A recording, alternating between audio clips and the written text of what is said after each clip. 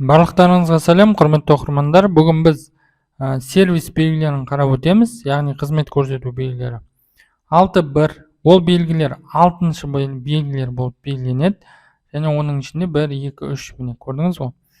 6.1 ол алғашқы медициналық көмек көрсету пункті туралы ескертеді сізге. Одан кейін аурухана. 6.3 автожанармай құю станциясы.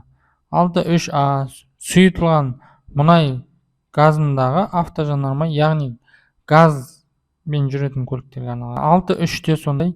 6.3б бұл.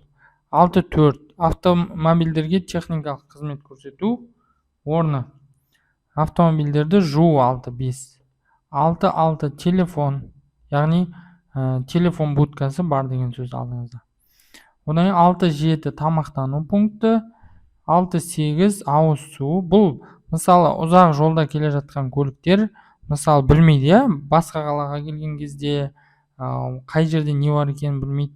Мысалы ұзақ жол жүріп келе жатып, жаңағы тамақтану пунктін іздеп келе жатады, демалыс орнын іздеп келе жатады. Міне сол кезде осы белгілерді мына көріп, қазір алдыдан шығатынын ол білет жүргізуші.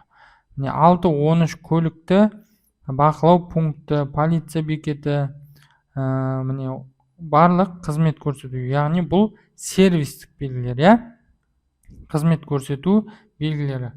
Құрметті оқырмандар, келесі біз мына тыйым салатын белгілерді және нұсқайтын белгілерді және 7-ші белгі қосымша ақпараттық белгілерді айтып өтеміз. Жол белгілері жалпы 7 түрге бөлінеді.